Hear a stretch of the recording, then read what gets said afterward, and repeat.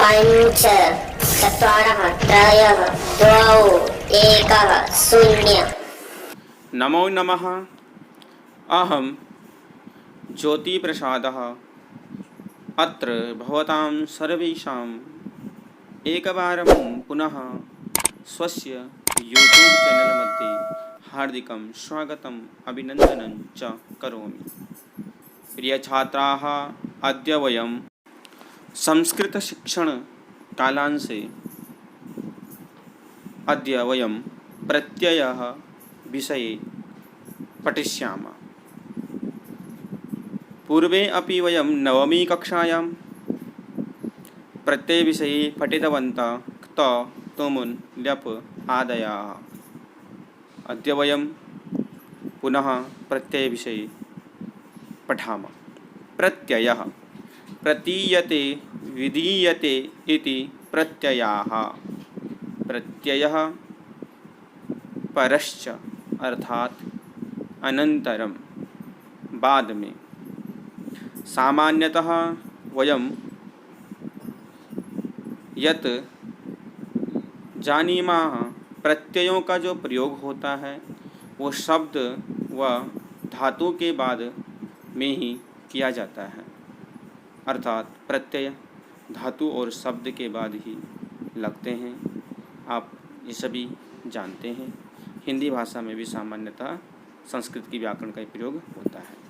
प्रत्यय 3 प्रकार के होते हैं, जिनमें पहला कृदंत कृत प्रत्यय, तद्धित, स्त्री प्रत्यय। कृदंत प्रत्यय में हमने पहले भी पढ़ा था क्त्वा तुमुन् ल्यप आदि। आज जो है हम इनके जो तद्धित प्रत्यय आदि है, लेकिन पहले हम इनके विषय में जानते हैं।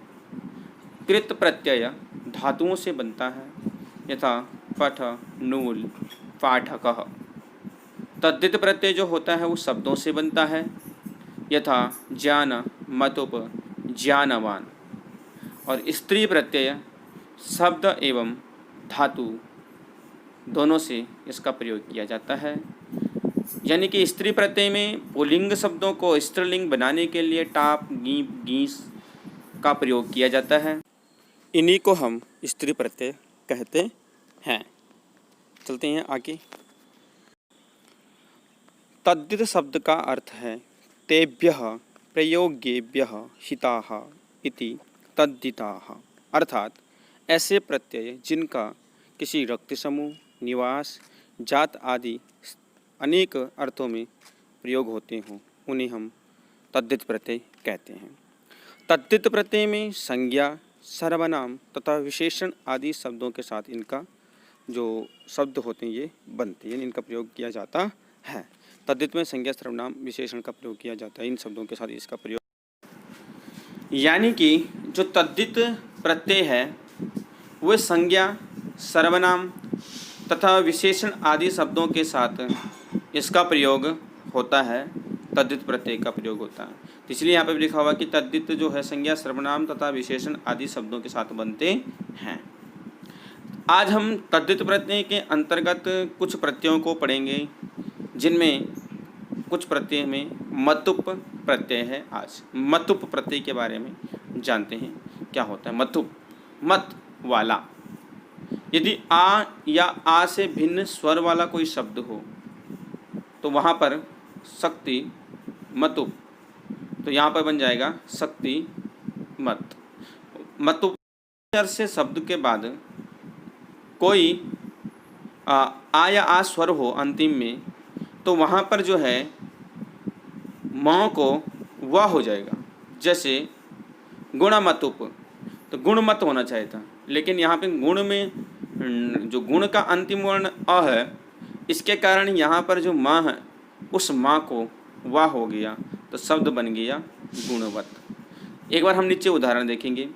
अयम शिशुः बुद्धिमान अस्ति। बुद्धि मतुप। अब यहाँ पर आ भिन्न स्वर है, ई है, तो इसलिए यहाँ पर मतुप प्रत्यय का बन गया। लेकिन नीचे देखेंगे धन मतुप। धन के लास्ट में अंतिम वर्ण जो धन का है वो अ है, छोटा अ है, ह्रस्व अ। इसके कारण वहाँ पर व बन गया, धनवत शब्द बन गया पुल्लिंग में धनवान। चलते हैं आगे, मतु प्रत्यय के बारे में जानते हैं। मतु प्रत्यय यदि हम इसके प्रयोग के बाद शब्दों के अंत में पुल्लिंग शब्दों में मान, वान और स्त्रीलिंग शब्दों के अंत में मति, वति एवं च नपुंसकलिंग शब्दों में मत, वत शेष बचता है। यानी कि जब हम मतु प्रत्यय का प्रयोग करेंगे तो मतु प्रत्यय के अंत में इन शब्दों का ही प्रयोग होता है, जिसमें हम पढ़ते हैं बुद्धिमान, धनवान, बुद्धिमती आदि। तो आगे क्या कह रहे हैं कि इसकी जो एक परिभाषा है, जो अभी आपको पीछे बताया गया था कि जिन शब्दों के अंत में अ या अ के अतिरिक्त कोई स्वर हो, उनसे या जैसे को तैसा जुड़ जाता है। जैसे गो, मत, गो में जो है आ और आ को छोड़ करके है, तो यहाँ पर जो है गो और मत, मतु प्रत्यय लगा है तो सीधा शब्द जुड़ गया है गोमत। इसके नीचे अर्थ बता रहे हैं। यहाँ जो है गो है वो ओकारांत शब्द है, ओ गो, ओ गो ओ। अतः इसके साथ मतु प्रत्यय का मत जुड़ जाने से क्या बन गया है, सीधा शब्द गोमत रूप बन गया है, यानी गोमत शब्द बन गया है। यदि कहीं पर आ या आ के अतिरिक्त कोई और स्वर हो तो वो शब्द में कभी कभी जो है जैसे का वैसा ही बन जाता है। अब हम देखते हैं इसके आगे जो कुछ उदाहरण दिए गए हैं, उन उदाहरणों के माध्यम से हम इन्हें समझने का प्रयास करते हैं।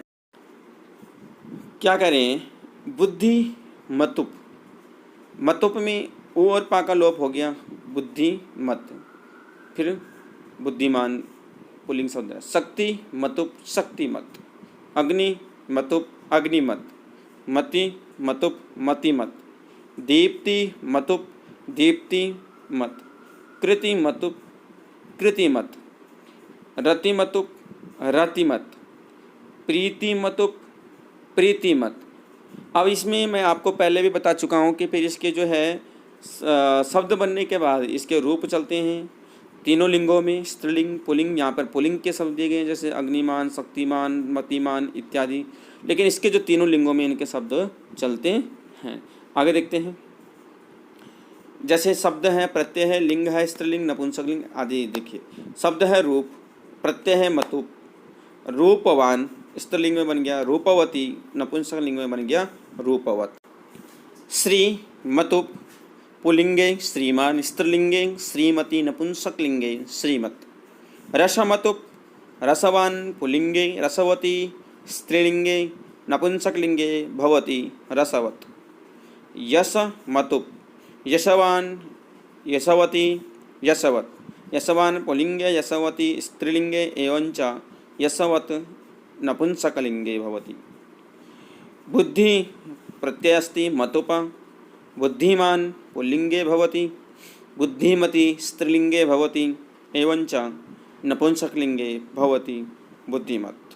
प्रिय छात्राः, यत् वयं जानीमः कि कथं मतु प्रत्ययस्य प्रयोगः भवति शब्दस्य अनन्तरं, शब्दस्य अनन्तरं।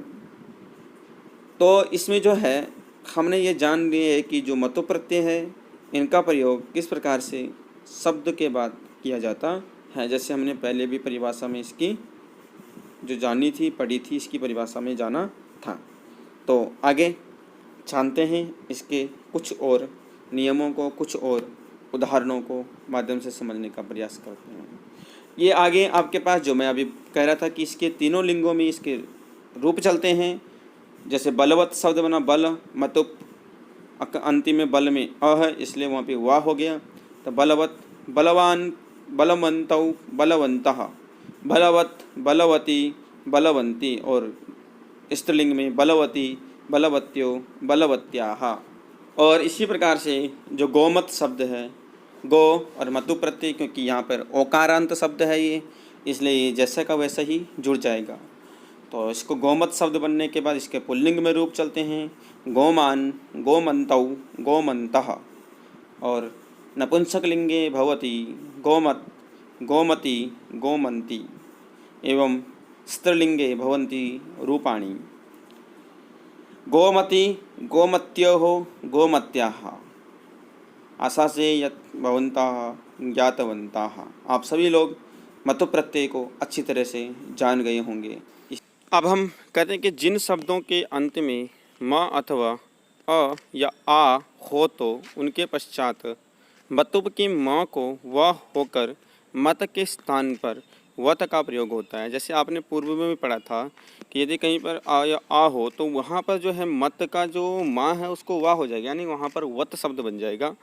और उसमें जो हम प्रयोग करेंगे, जैसे धनवान है तो यहाँ पर धनवत शब्द बन करके पुरुष का पुल्लिंग में धनवान बनेगा, क्योंकि मतु प्रत्यय है। लेकिन मतु प्रत्यय होने के कारण धन के अंतिम वर्ण जो है वो क्या है, अ है। तो इसके कारण क्या हो जाएगा, यहाँ पर जो म है उस माँ को अ हो जाएगा। तो समझते हैं कुछ उदाहरणों के माध्यम से। कुछ उदाहरण दिए गए हैं, उनके माध्यम से हम समझने का इनका प्रयास करते हैं। जैसे कि फल मतुप फलवत।